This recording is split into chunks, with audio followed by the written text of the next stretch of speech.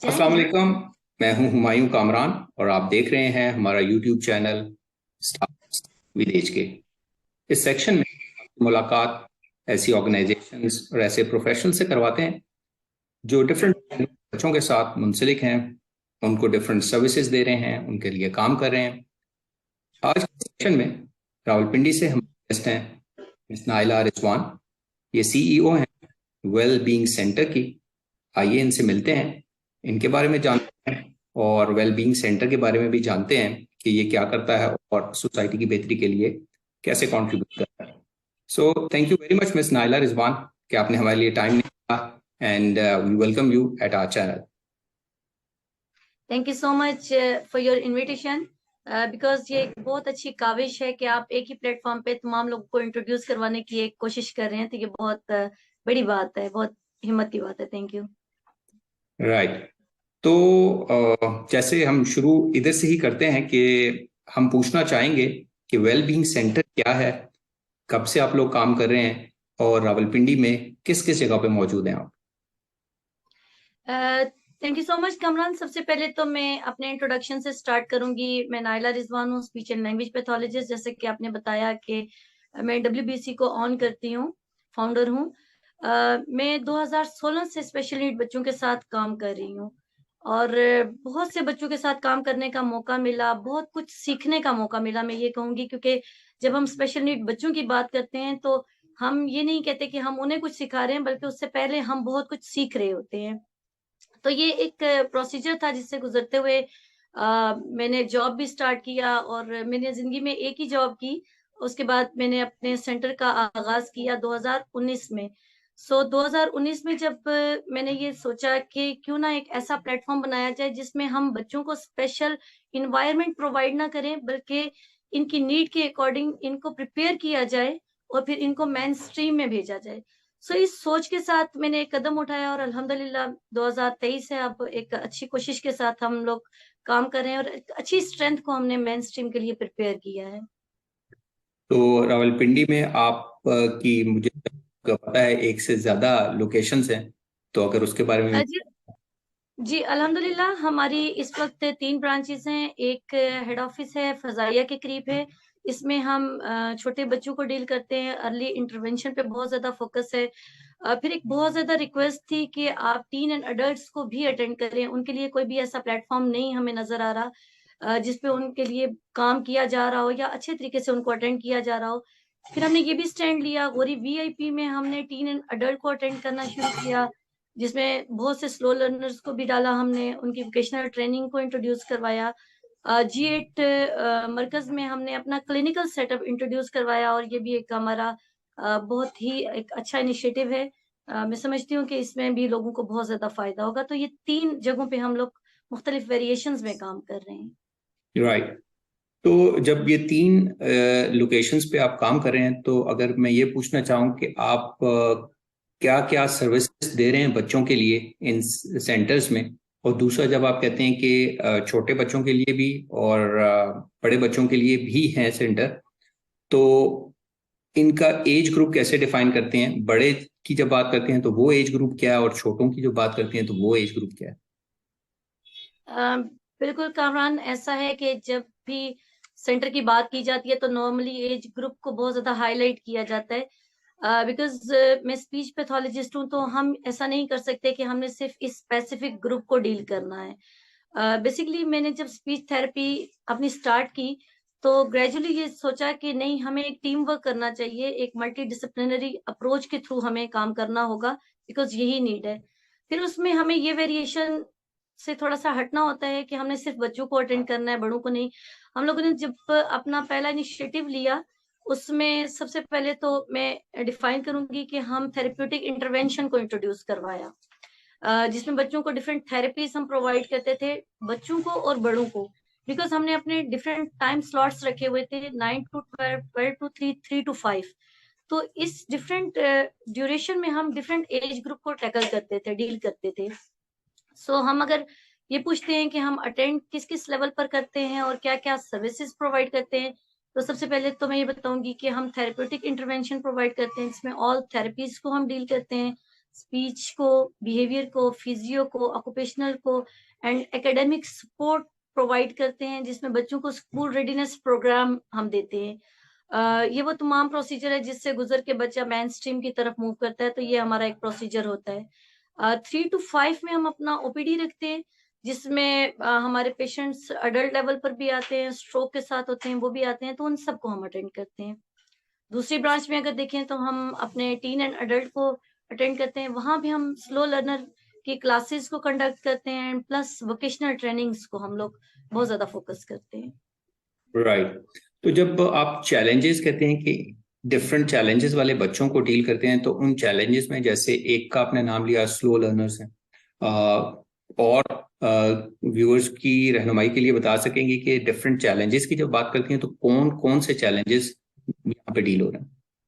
Okay, हम यहाँ पे हेयरिंग इम्पेयर्ड को अटेंड करते हैं, हम इंटेलेक्चुअल डिलेड को अटेंड करते हैं, हम यहाँ पे एडीएचडी को, ऑटिज्म को, सीपी बच्चों को, इन तमाम बच्चों को हम डील कर रहे होते हैं। स्ट्रोक्स के पेशेंट को हम अटेंड करते हैं, आर्टिकुलेशन एरर्स, जितनी भी चीजें आ रही होती हैं उन सबको हम अटेंड करते हैं यहाँ पे। राइट।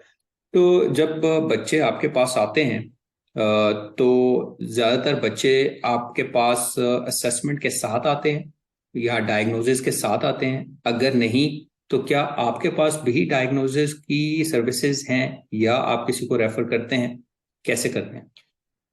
अच्छा, ऐसा है कि because my speciality is speech pathologist, ठीक है, तो मेरे जितने भी मेरे रेफरेंस पर आते हैं वो स्पीच के लिए आते हैं, लेकिन हम देख रहे होते हैं कि बच्चों को कोमोर्बिडिटी के साथ होते हैं, उनको एक से ज्यादा इश्यूज होते हैं। ऑन दैट टाइम हम पेरेंट्स को गाइड करते हैं कि नहीं, आपके बच्चे को ये प्रॉब्लम्स हैं। अगर हम ऑटिज्म की बात करते हैं तो नॉर्मली तो वो डायग्नोज होकर आए होते हैं, स्पीच इशू के साथ हैं तो उनको हम पर्सनली खुद डायग्नोज करते हैं, या सिर्फ वो स्पीच इशू के साथ आए होते हैं लेकिन उनके साथ मल्टी इश्यूज होते हैं, तो फिर हमारी रिस्पॉन्सिबिलिटी होती है कि हम उसको डायग्नोज करें, because we have full team. तो हम ये कैपेसिटी रखते हैं कि हम उसको खुद अगर अपने प्लेटफॉर्म पे भी डायग्नोज करना चाहें तो हम जरूर करते हैं, और अगर होके आते हैं तो ये भी हम उसको एक्सेप्ट करते हैं, उसको फॉलो करते हैं। राइट। तो थोड़ा अपने मोड ऑफ ऑपरेशन को थोड़ा मजीद एलैबोरेट करेंगी आप, क्योंकि जो स्पीच वाले हैं या कुछ ऐसे हैं जो कि स्पेसिफिकली 1-to-1 सेशंस ही होते हैं, और कुछ ऐसे भी आपके पास है फैसिलिटी जब जिसमें ग्रुप सेशंस और इस तरह की एक्टिविटीज होती हैं? थोड़ा आपने कैसे काम करती हैं उसके बारे में थोड़ा बताइए।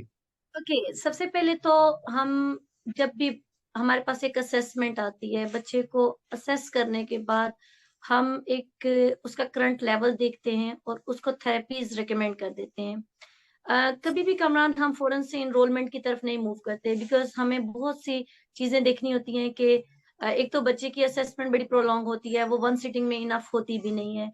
दूसरा, हमारे सेंटर का प्रोटोकॉल है कि हम एक एरिया में असेस करते भी नहीं है, डिफरेंट वेरिएशंस में उसको असेस करते हैं। अगर बच्चा हमारे पास स्पीच इशू के साथ आया है या सीपी है, तो हम उसके तमाम थेरेपिस्ट के साथ असेसमेंट का प्रोटोकॉल को फॉलो करते हैं। एक तो ये हमें इस ड्यूरेशन में टाइम लगता है। दूसरा ये है कि हम 3 to 5 जो स्लॉट है उसमें हम 101 बच्चे को अटेंड करते हैं, और उसमें हम फुली पेरेंट्स को ये अलाउ करते हैं कि अगर आपको बेहतर लगता है तो आप कैमरा एक्सेस ले सकते हैं हमसे। अगर आप बच्चे के साथ बैठना चाहते हैं, हमें भी कोई इशू नहीं है, या बच्चा थेरेपीज को डिस्टर्ब नहीं कर रहा, तो हम वो भी अलाउ करते हैं, बिकॉज हमें वो ट्रस्ट लेवल बिल्ड करना होता है, बिकॉज सबसे इम्पोर्टेंट ये चीज होती है। हम पेरेंट्स को भी ये हमेशा कहते हैं कि दैट्स अ बिग डिसीजन कि हम आपको कहें कि बच्चे को इनरोल करवा दें, हम उसकी थेरेपी स्टार्ट कर दें, तो ये इसमें शायद ना तो आप कंफर्टेबल होंगे और हम भी बीइंग अ थेरेपिस्ट भी नहीं कंफर्टेबल होंगे, बिकॉज हमें अपनी एक रेपुटेशन को मेंटेन रखना होता है। हमें ये देखना होता है कि पेरेंट्स कितना कोऑपरेटिव है, पेरेंट्स कितना काम करने वाला है, या दूसरी तरफ हमें ये भी देखना होता है कि बच्चा कितना एग्रेसिव है, क्या हमारे एक इनरोलमेंट के लिए वो सुटेबल है भी या नहीं, किसी के लिए हार्मफुल तो नहीं है या अपने लिए हार्मफुल तो नहीं है। सो एक सबसे पहले तो हम इस प्रोसीजर से बच्चे को गुजारते हैं, ठीक है। उसके बाद हम बच्चे को इनरोल कर लेते हैं, उसमें बेसिकली हम डिफरेंट अपने पैकेजेस इंट्रोड्यूस करवाते हैं। बेसिकली ये होता है कि जब बच्चा हमारे पास एक से ज्यादा थेरेपीज के लिए होता है तो हम उसको 3 आवर्स का स्लॉट इंट्रोड्यूस करवाते हैं। उसमें हम 101 जो रिक्वायरमेंट थेरेपी होती है वो हम अलग से देते हैं, बट उसके अलावा जो स्लॉट होता है उसमें हम ग्रुप थेरेपी को रिवाइज करते हैं अपने सुपरविजन में रखते हैं, ताकि हमें ये पता चल सके कि क्या जो हमने काम करवाया है, जो हमने गोल अचीव किया है, क्या वो उसको जर्नलाइज भी कर पा रहा है या नहीं। बिकॉज मोस्टली मैं ये देखती थी अपने करियर में कि बच्चे जब स्पीच रूम में आते थे तो प्रोडक्शन की तरफ आते थे, लेकिन आउट ऑफ स्पीच रूम वो साइलेंट हो जाते थे, और पेरेंट्स कहते थे ये यहाँ तो बोलता है लेकिन घर में नहीं बोलता। सो हमारी फर्स्ट प्रायोरिटी होती है कि जो गोल हमारा जर्नलाइज तक नहीं पहुंचेगा हम उसको ओके कंसीडर नहीं करेंगे। तो ये एक प्रोसीजर है जिस पर से हम गुजरते हैं, और हम समझते हैं कि हमारी सक्सेस की ये की है एक तरीके की। राइट। अच्छा, जब जब different services and different therapies की बात करते हैं तो हमने देखा है कि डिफरेंट थेरेपीज के लिए, खास तौर पे ओटी के लिए, डिफरेंट इक्विपमेंट मटेरियल की जरूरत पड़ती है। तो हम ये पूछना चाहेंगे कि how well equipped is your centre regarding equipment and material? जी कामरान, अब मेरे ख्याल में इंटरनेट ने बड़ी जिंदगी भी आसान कर दी है और अप्रोच भी आसान कर दी है। तो कराची में हमारे एक शहरोज साहब हैं जो कि ओटी का इक्विपमेंट प्रोवाइड करते हैं, और बड़े अच्छे लेवल पर ना सिर्फ प्रोवाइड करते हैं बल्कि आके इंस्टॉल करना, ये तमाम चीजें होती हैं। और स्पेशली डब्ल्यूबीसी की एक थोड़ी सी क्वालिटी ये है कि हम टीम वर्क को क्योंकि प्रेफर करते हैं, हमारा लिंक दूसरे सेंटर्स से भी होता है, तो हम जरूर अपनी एक्सपर्टी को शेयर करना पसंद भी करते हैं और किसी की फॉलो करना पसंद भी करते हैं। तो it's a team work, because हम सब बच्चों के लिए काम कर रहे हैं। तो अगर देखा जाए तो हम अपने सीनियर और जूनियर के साथ ही बिखरे हुए हैं, और एक दूसरे के साथ कोऑर्डिनेट करते रहते हैं, जहाँ जो चीज अच्छी नजर आती है कम्युनिकेट करते हैं। बहरहाल कराची से हम मंगवाते हैं, बहुत अच्छे लेवल पे हमें मिलता है, और कोई भी इशू होता है तो हम उनसे अपडेट लेते रहते हैं। तो आजकल वैसे भी दराज पे चीजें बहुत ज्यादा अवेलेबल हैं, तो वो भी इजी अप्रोच है। मेरे ख्याल में अब इतना मुश्किल नहीं रहा है, अल्हम्दुलिल्लाह। बस ये कि अवेयरनेस होनी चाहिए कि हमें अपने लिमिटेड रिसोर्सेज में कितना अच्छा काम करना है, ये प्रोडक्शन आपकी होनी चाहिए, अदरवाइज इतना टफ नहीं रहा। राइट। अच्छा, ये बताइए कि आप अभी डिस्कशन हुई वो तो ऑन कैंपस या ऑन आपके सेटअप पे, क्लिनिक पे जो बच्चे आ रहे हैं या जो एडल्ट्स भी आ रहे हैं उनके साथ काम हो रहा है, तो क्या ऑनलाइन सर्विसेज भी आप लोग दे रहे हैं? जी बिल्कुल। हमने कोविड में ये सिलसिला बहुत चलाया, टेलीथेरेपी हमने इंट्रोड्यूस करवाई, और बहुत अच्छा ही हमारा एक्सपोजर रहा ये, और मैं कहती हूँ पेरेंट्स का भी। बिकॉज उस टाइम पे हम ये समझते थे कि something is better than nothing वाला गेम हमने चलाई तो जरूर, लेकिन उसमें एक बहुत अच्छी जो चीज मैंने नोट की कि पेरेंट्स ट्रेन होना शुरू हो गया। बिकॉज आप जब बच्चे के साथ काम करते हो तो आप टेलीथेरेपी में 95% डायरेक्ट लेवल पर नहीं कर सकते। जो बच्चे एडीएचडी के साथ है, ऑटिज्म के साथ हैं, डिलेड के साथ है, उनके साथ डायरेक्ट नहीं कर सकते। उसमें आपको पेरेंट्स के थ्रू बच्चे तक पहुंचना होता है या गोल को फुलफिल करना होता है। फिर हम नॉर्मली ये करते थे कि अब फर्स्ट कॉल करके हम लोग उनको एक कॉर्नर प्रिपेयर करवा देते थे, और फिर उन्हें प्लान पहले सेंड कर देते थे, और तमाम प्रोटोकॉल्स हम पैरेलल बताते जाते थे। तो ये सिलसिला ना सिर्फ था बल्कि अभी अल्हम्दुलिल्लाह है भी, क्योंकि जितने भी ओवरसीज पाकिस्तानी हैं ये फैसिलिटीज ले रहे हैं, बिकॉज वहां पे बहुत ज्यादा वेटिंग लिस्ट में चले जाते हैं। और स्पेशली जो बच्चे हमारे पास यहाँ होते हैं लेकिन फिर वहाँ डिफरेंट कंट्रीज में सेटल्ड होते हैं, तो जब तक उनकी वहाँ पे वेटिंग में सिलसिला चल रहा होता है तो हम थेरेपीज प्रोवाइड करते रहते हैं। सेकेंडली एक और चीज भी है, बिकॉज ये बच्चे डिफरेंट इश्यूज के साथ होते हैं, हेल्थ इश्यूज भी बहुत ज्यादा कॉमन होते हैं। तो जो पेरेंट्स बच्चों को हेल्थ इश्यूज बहुत ज्यादा फेस कर रहे होते हैं, हम उनको रिकमेंड करते हैं कि अगर 2 दिन का ये गैप आता है तो हम इसको करेंगे ओके, अदरवाइज आप टेलीथेरेपी पे आ जाए। बिकॉज बच्चा इन टच रहे, एटलीस्ट वो हमें देखता रहे, या आप इस चीज से अवेयर रहें कि आपको रिवर्स नहीं होने देना, एटलीस्ट इस लेवल पे बच्चा है उसी लेवल पर रहे। तो टेलीथेरेपी इज वेरी इंपॉर्टेंट। में कोविड ने हमें सिखा दिया कि इसके बगैर गुजारा नहीं है, हमें ये समझ जाना चाहिए, और हम समझ गए हैं अल्हम्दुलिल्लाह। राइट। और वैसे भी हमारे जैसे मुल्क में जहाँ पे जो सर्विसेज हैं ज़्यादातर लार्ज सिटीज ओरिएंटेड हैं, तो वहाँ पे तो ऑनलाइन सर्विसेज एक ब्लेसिंग ही है।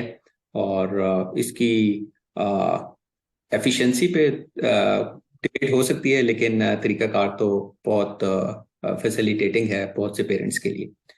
अच्छा, हम ये बिल्कुल। अगर ये आर्ट अगर कॉमन थेरेपिस्ट जानता हो कि मैंने टेलीथेरेपी देनी कैसे है, और पेरेंट्स को इसका एडवांटेज पता चल जाए कि मैं इनडायरेक्ट अपने बच्चे का थेरेपिस्ट बन जाऊंगा, मैं कहती हूँ कि ये बहुत खूबसूरत चीज है। और अगर ऑनेस्टली मैं कहूँ कि महीने में 1-2 सेशन अगर ऐसे कंडक्ट कर लिए जाएं तो मेरे ख्याल में थेरेपिस्ट की भी बहुत सी क्यूरीज दूर हो जाती हैं और पेरेंट्स की भी इवन। ये बड़ी अच्छी चीज है। राइट। अच्छा, बहुत से सेंटर्स अपनी मुनफरिद खुसूसियत या यूनिक फीचर हाईलाइट कर रहे होते हैं। अगर आपसे पूछा जाए कि WBC का हाईलाइटिंग पॉइंट क्या है, तो उसको कैसे रिस्पॉन्ड करेंगे? हमारी जो खूबसूरती है easy and transparent way, because easy in that sense कि हम लोग पेरेंट्स को इन्वॉल्व करते हैं। ठीक है, मेरा बिलीव है पर्सनली, मैं ऑन करती हूँ इस चीज को कि इट्स अ ट्रायंगल।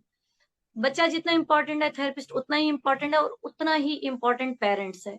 इनमें से एक भी चीज मिस होती है तो काम बहुत डिले हो जाता है। मैं नॉर्मली पेरेंट्स को कहती हूँ, बिकॉज हमारा एक एक बिलीव है मेरा, और मैं अपनी टीम से भी ये कहती हूँ कि हमारी सक्सेस इसमें है जब बच्चा प्रिपेयर होकर यहाँ से निकलता है।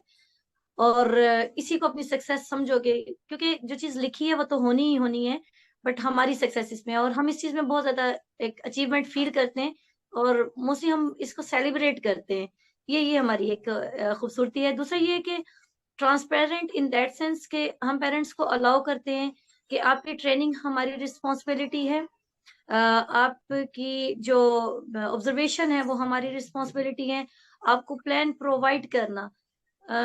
एक चीज मैंने बड़ी ऑब्जर्व की है कि नॉर्मली पेरेंट्स हमें आके पूछते हैं कि हमारा बच्चा यहाँ से अब जा रहा है तो फॉलो अप के लिए हम आएंगे या आप हमें कोई प्लान प्रोवाइड करेंगे, या ड्यू टू फाइनेंशियल इशू हम जा रहे हैं तो हम निकलने लगे हैं, जाने लगे हैं, तो हम नॉर्मली कहते हैं कि ओके आप हमसे प्लान ले जाएं ताकि उस पर आप काम करें। वो कहते हैं कि अच्छा आप इसका चार्ज करेंगे, मैं कहती हूँ नहीं, ये हमारा बना हुआ प्लान है, ये आपके काम आएगा इंशाल्लाह, हमें खुदा खुद अता कर देगा एज कम्पेयर टू हम आपसे लें। तो ये खूबसूरती है जो कहती हूँ कि टीम वर्क है, अदरवाइज कुछ भी नहीं। It's a blessing. राइट। तो टीम वर्क की बात हुई और टीम की बात हुई, तो आपने अपने बारे में तो बताया इंट्रो में भी, आपकी स्पेशलिटी का हमें पता चल गया। और हम ये भी जानना चाहेंगे कि आपकी टीम में, यहाँ आपके डिफरेंट सेटअप्स में, कौन कौन से प्रोफेशनल्स आपके अलावा अवेलेबल होते हैं बच्चों के लिए? अच्छा, हम मेरे पास इस वक्त मोर देन 12 से हमारे पास साइकोलॉजिस्ट हैं, हम 7 स्पीच पैथोलॉजिस्ट हैं, 2 फिजियोथेरेपिस्ट हैं और मैनी जो हैं असिस्टेंट साइकोलॉजिस्ट हैं। और एक और जो चीज मेंशन करना चाहूंगी कि क्योंकि हमारा MOU वगैरह साइन हुआ डिफरेंट यूनिवर्सिटीज से, तो वो ट्रेनर्स भी आते हैं, तो ये भी एक गर्म है कि बहुत से फ्रेश ग्रेजुएट्स हमारे पास तैयार होते हैं एज असिस्टेंट साइकोलॉजिस्ट वर्क करते हैं, तो मैन पावर हमारे पास अच्छी है, इसलिए हमें प्रॉब्लम नहीं है। बट जो फिक्स लोग हैं वो हमारे पास राउंड अबाउट अगर हम तमाम स्टाफ को मिलाते हैं तो 45 का स्टाफ है जो मिलकर इस सिस्टम को चला रहा है। तो ये माशाल्लाह, एक काफी अच्छी बड़ी टीम है। तो मैं ये पूछना चाहूंगा कि जब आप नया मेंबर टीम में ऐड कर रहे होते हैं, तो एजुकेशन और एक्सपीरियंस ये तो देखते ही होंगे, सब देखते हैं, तो इसके अलावा भी कोई खास चीज आपको तलब होती है कि ये चीज होनी चाहिए, ये खुसूसियत होनी जी चाहिए? जी बिल्कुल देखती हूँ, बिल्कुल देखती हूँ। मैं जब डेमो लेती हूँ तो मैं एक चीज देखती हूँ कि बच्चे के साथ एक थेरेपिस्ट का प्यार कितना है, बिकॉज एक प्रोफेशनलिज्म होता है। मैं कहती हूँ कि जब आपके अंदर प्यार आ जाता है ना अपने बच्चे से रेलिवेंट, तो फिर आप हर चीज को अचीव करना चाहते भी हो और कर सकते भी हो। बहुत से लोग होते हैं, मैं बल्कि मैं एक जरूर शेयर करना चाहूंगी। मेरे पास एक बड़ी एक प्रोफेशनलिज्म उनमें बड़ा नजर भी आ रहा था, तो मैंने उनको नहीं सिलेक्ट किया। उन्होंने कहीं और जाके, बिकॉज हम तमाम थेरेपिस्ट जो होते हैं, तमाम जो CEOs होते हैं, गेट टुगेदर करते रहते हैं, तो उन्होंने कहा यार नाइला, आपके बारे में एक चीज थी कि उन्होंने नाराजगी का इजहार किया, उन्होंने कहा मेरे नंबर भी नहीं पूछे। तो वो बात होती है कि शायद जो चीज हमें चाहिए होती है वो नंबरों से बियॉन्ड होती है। आपकी डिग्री इनफ होती है बट आपका practical experience is very important, और आपका जो लगन है, क्रिएटिविटी है, आपका प्यार है अपनी फील्ड से, वो बहुत इंपॉर्टेंट है और वही मैटर करता है। मेरी नजर में वो बहुत ज्यादा अहमियत रखता है, तो इस चीज को मैं बहुत ज्यादा बॉदर करती हूँ। स्पेशली मैं अपने डेमो में ये चीजें देख रही होती हूँ कि एक थेरेपिस्ट अपने बच्चे को कैरी कैसे कर रहा है, वो उसके लिए कितना प्रोटेक्शन दे रहा है उसको, तो ये सब चीजें मैं ऑब्जर्व कर रही होती हूँ इसी तरह। राइट। तो जब आप हायर कर लेते हैं या अपनी टीम में ऐड कर लेते हैं कोई भी प्रोफेशनल हो, तो हमने ये देखा है कि ये फील्ड ऐसा है कि इसमें रेगुलर ट्रेनिंग अपडेट्स की, एजुकेशन अपडेट्स की, नई प्रैक्टिसेस या नई प्रैक्टिसेस में कुछ और तरीके आ जाते हैं, तो रेगुलर अपडेट की जरूरत पड़ती रहती है। तो अपनी टीम को कैसे लेके चलती हैं उन सारी एजुकेशनल या ट्रेनिंग अपडेट के साथ? बिल्कुल कमरान, ऐसा है कि जब सबसे पहले हम हायर करते हैं तो ऐसा नहीं है कि हम कोई उसको ड्यूटी फौरन से असाइन कर देते हैं। सबसे पहली प्रायोरिटी हमारी ये होती है कि हम एक एक्सपर्ट के साथ उसको 1 वीक ट्रेनिंग प्रोवाइड करते हैं, जो कि हमारा प्रोटोकॉल है। जो फ्रेश ग्रेजुएट होते हैं उनको 15 डेज ट्रेनिंग भी प्रोवाइड की जाती है, तो 15 डेज टू 1 वीक हमारा ये प्रोसीजर चल रहा होता है। उसके बाद प्रॉपर उनका दोबारा से डेमो लिया जाता है कि आइदर वो इस चीज के लिए प्रिपेयर हैं या नहीं है। ठीक है, एक तो ये प्रोसीजर होता है। दूसरा, जैसे आपने कहा, बहुत से रिफ्रेशिंग कोर्सेज होते हैं और होने चाहिए। हमारे प्रोटोकॉल में ये होती है कि हमारा वैसे सैटरडे संडे ऑफ होता है, बट वंस अ मंथ हम अपना सैटरडे वर्किंग रखते हैं, जिसमें हम तमाम इक्विपमेंट को एक टेलर मेड फॉर्म में प्रिपेयर कर रहे होते हैं कि ये हमारी स्पेशलिटी है। और दूसरा ये कि उसमें रिफ्रेशिंग कोर्सेज होते हैं जिसमें हम टीम वर्क लेवल पर आके बच्चों की प्रोग्रेस को डिफाइन भी कर रहे होते हैं, अचीवमेंट को डिफाइन कर रहे होते हैं। जो सीनियर्स होते हैं वो अपनी ट्रेनिंग को कंडक्ट कर रहे होते हैं। तो वो एक प्रोसीजर जो होता है फुल डे हमारा इसी स्नेरियो में होता है और एक शेड्यूल्ड होता है, जिसमें हम लोग पेरेंट्स को भी समहाउ इन्वॉल्व कर लेते हैं। लेकिन फर्स्ट प्रायोरिटी ये होती है कि प्रोफेशनल्स को हम रिफ्रेशिंग कोर्सेज प्रोवाइड करें। राइट।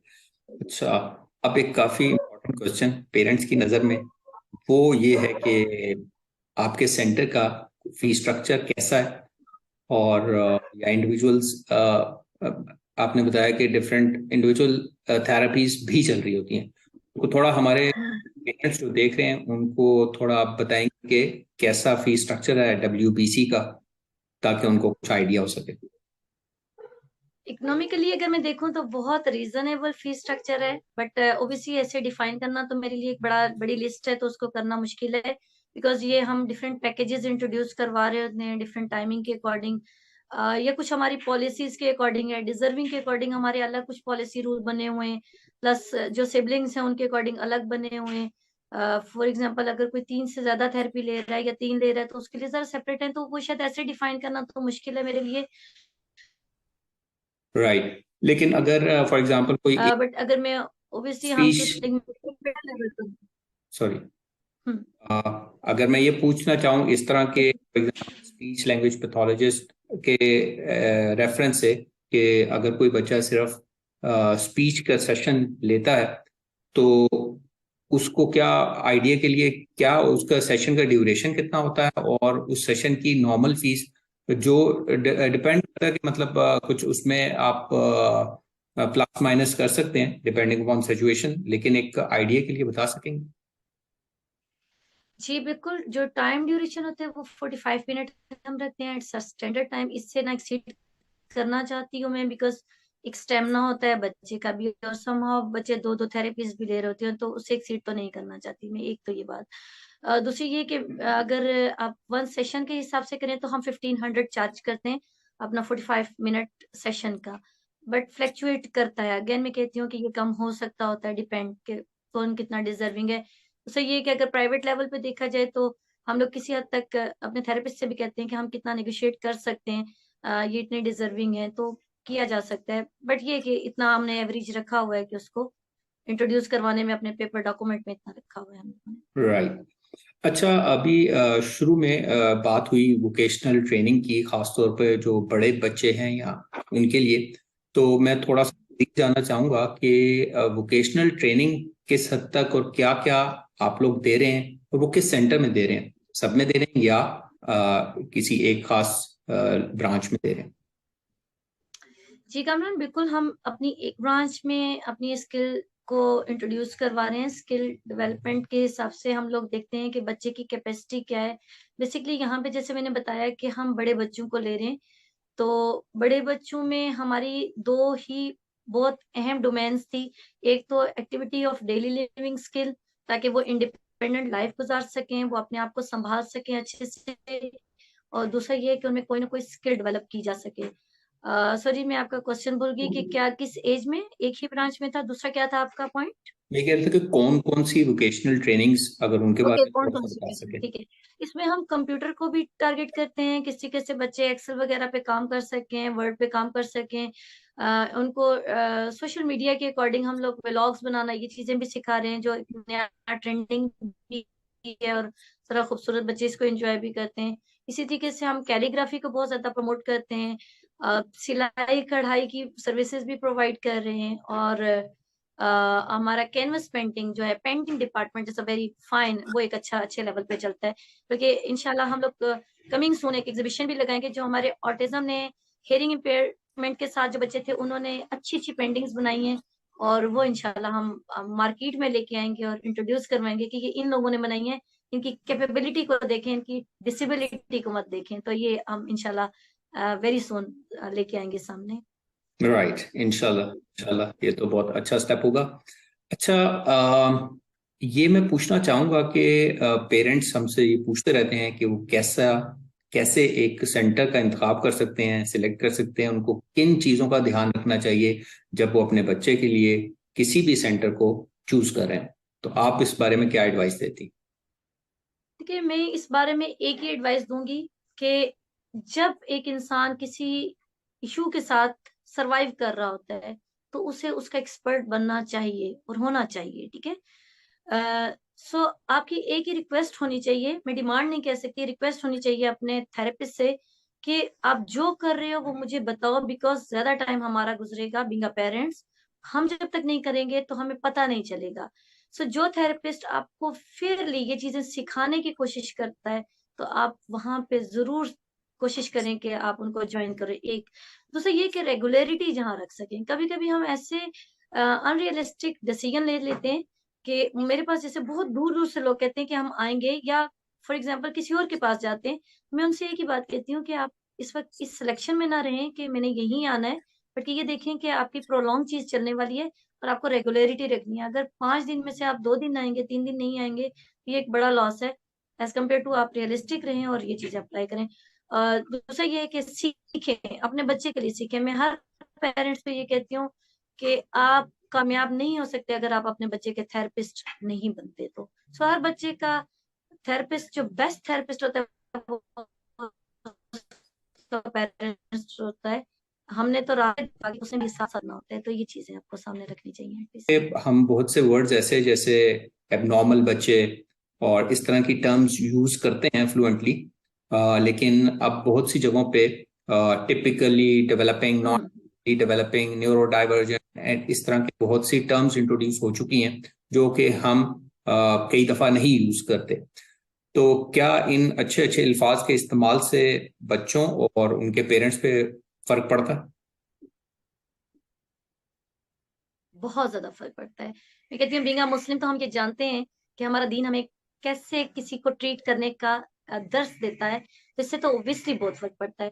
और स्पेशली नॉर्मली ये कहा जाता है कि अगर आपने किसी इंसान को खुश करना तो उसकी औलाद की तारीफ कर दिया करें। तो ये झूठ नहीं है, मैं खुद माँ हूँ और ये ट्रू है वाकई कि आप किसी की औलाद को अगर थोड़ा सा प्यार करते हो और अच्छे अल्फाज में उसको प्रेजेंट करते हो तो पेरेंट्स के लिए बहुत बड़ी बात होती है। मैं कहती हूँ कि अब शायद तालीम ने हमें ये शऊर दे दिया है। हमारे दीन ने तो खैर हमें बहुत पहले ही दे दिया था, लेकिन शायद अवेयरनेस ने इतना हमें डेवलप कर दी है ये चीजें कि हमें कौन से वक्त पे कौन सी टर्मिनोलॉजी को यूज करना है और कौन सी अब इस वक्त मार्केट में यूज नहीं हो रही तो उसको अवॉइड करना है। तो ये चीजें अब आ गई हैं, लेकिन मैं ये कहती हूँ कि इसमें कोई दौर नहीं है। हमारा अपना दीन इनफ है हमारे लिए कि किसी की दिल आजारी का कितना ख्याल रखना है और उसके अकॉर्डिंग अपनी गुफ्तगू को किस अंदाज में करना है। अगर इस चीज को बस यहीं से हम कैच कर लें तो मेरे ख्याल में सारे मसले ही हल हो जाते हैं। तो ऑब्वियसली लफ्जों की बड़ी गेम है, बहुत ज्यादा गेम है, और लफ्ज बहुत मैटर करते हैं, हर किसी के लिए मैटर करते हैं। तो इस चीज का ध्यान रखना चाहिए, सुनने वालों को भी और बोलने वालों को भी। तो ये राइट, चीज ऑब्वियसली मैटर करती है। ओके।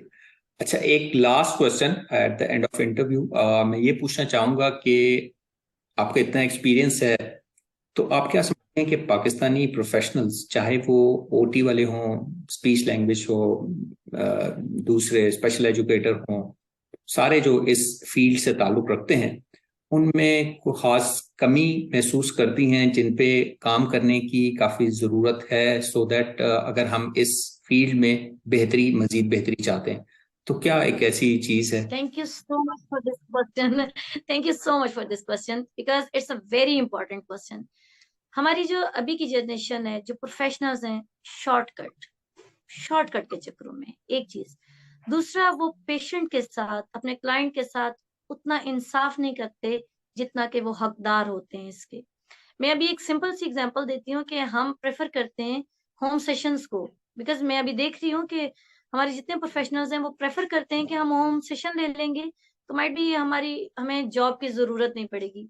लेकिन आप लोग ये देखें कि क्या एक होम सेशन में एक क्लाइंट की तमाम रिक्वायरमेंट्स फुलफिल हो रही हैं या नहीं हो रही। ठीक है, एक चीज। दूसरा ये है कि हम बहुत क्विक अपनी अचीवमेंट को चाह रहे होते हैं। मेरे पास बहुत से ऐसे प्रोफेशनल्स आते हैं, वो कहते हैं कि हमारे पास कोई एक्सपीरियंस नहीं है, बट आप हमें पे करें और हम सीखेंगे। तो ऐसा नहीं होता। हमने अपने दौर में बड़ा बड़ा सफर करके सीखा है, अनपेड सीखा है। तो जब आप सीखने की लगन के साथ आते हो तो फिर आप ये मैटर नहीं करता कि फासले कितने हैं और आपको कोई दे रहा है या नहीं दे रहा। फर्स्ट अपने आप को प्रिपेयर करो। जब आप अपने आप को प्रिपेयर कर लोगे तो फिर मार्केट में हर बंदा आपको उठाने की कोशिश करेगा। थोड़ा सा ये कॉन्सेप्ट डेवलप होने की देर है। अदरवाइज थोड़ा सा हम पैसों से बियॉन्ड अगर सोचें तो अपने आप को ज्यादा अच्छा जज कर सकते हैं। लेकिन आजकल हम पैसों में बहुत ज्यादा तोलते हैं। हम कहते हैं क्या हमें नौकरी करनी है या प्राइवेट सेशन ले लेने हैं। हम ये चीज भूल गए हैं कि पेशेंट के लिए क्या चीज इंपॉर्टेंट है। तो ये जरा एथिक्स को हमने कभी नहीं छोड़ना, ये नहीं छोड़ने चाहिए। तो यहाँ पे मैं एक ही पैगाम भी देना चाहूंगी और ये एक ड्रॉबैक बताना भी चाहूंगी कि ये बहुत ज्यादा एक प्रोमिनेंट फैक्टर आ रहा है। तो यही है एक। अदरवाइज माशाल्लाह अच्छी डिग्रीज हैं, अच्छी यूनिवर्सिटीज हैं, अच्छे नंबर्स हैं। बस थोड़ा एथिकली हमें चीजों को कैरी करना होगा, अदरवाइज फाइन। राइट। तो इसी मशवरे एडवाइस के साथ we are at the end of our interview. हम दोबारा मिस नाइला रिजवान आपका शुक्रिया अदा करना चाहेंगे कि आपने टाइम निकाला, और हम उम्मीद करते हैं कि ये इन्फॉर्मेशन जो हमें WBC के बारे में और आपके बारे में मिली है वो ज़रूर हमारे व्यूअर्स के लिए हेल्पफुल होगी जो ऐसे सेंटर्स या सेटअप्स की तलाश में होते हैं। So thank you very much once again. जज़ाकल्लाह, बहुत शुक्रिया आपका भी। And thank you everyone as well. और हम इंशाल्लाह नेक्स्ट सेशन में एक नए गेस्ट के साथ आपकी खिदमत में दोबारा हाजिर होंगे। Until then take care and अल्लाह हाफिज।